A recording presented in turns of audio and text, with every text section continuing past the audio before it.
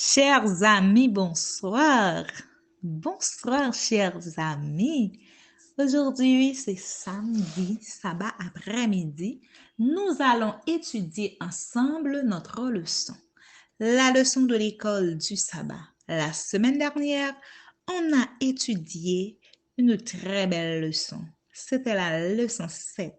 Cette semaine, c'est bien la leçon 8 qui a pour titre une longue attente. Oui, chers amis, une longue attente.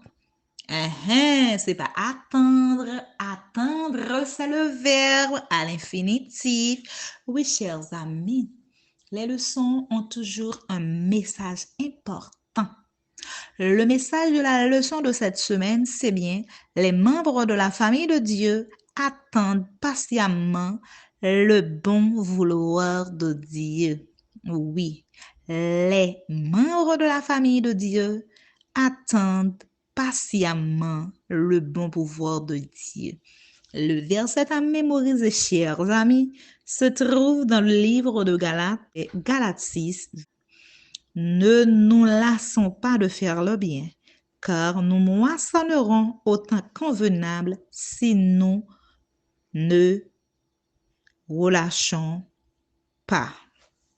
Chers amis, le personnage central de la leçon, c'est toujours Noé. Oui, la dernière fois, il construisait, oui, une arche.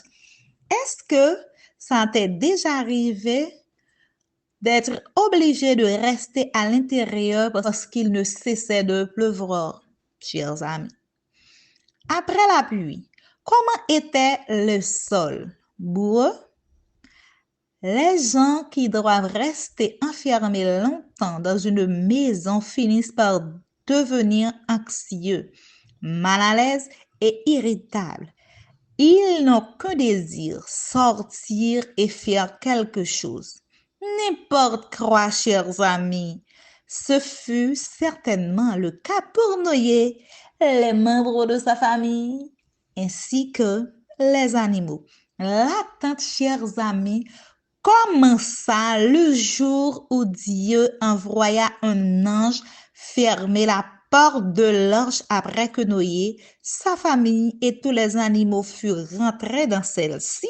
Oui, chers amis, c'était la main de Dieu qui a fermé l'arche à l'aide d'un ange. C'était pas Noé. Noé ne pouvait pas ouvrir la porte de l'arche.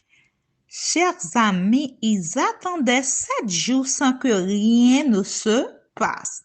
Mais lorsque le déluge commença, chers amis, ce fut terrible. La Bible dit que les sources du grand abîme jaillirent et les écluses des cieux s'ouvrirent. Genèse 7, verset 11. L'eau se déversa du ciel et jaillit sur la terre. Seul Dieu savait si les éléphants auraient le mal de mer dans un bateau flottant au milieu du déluge. Noé l'ignorait, de même que sa femme et ses enfants. Personne n'avait jamais embarqué un éléphant sur un bateau. Chers parents, chers amis, pendant le culte de famille, lisez avec vos enfants Genèse 7 et discutez-en. Décrivez la tempête. Combien de temps a-t-elle duré? Pourquoi les gens n'ont-ils pas quitté l'arche lorsque la pluie s'est arrêtée de tomber? Enseigne ton verset à mémoriser à ta famille. Répète-le le plus rapidement possible, mais en veillant à bien prononcer les mots. Est-ce que Noé et sa famille se sont relâchés?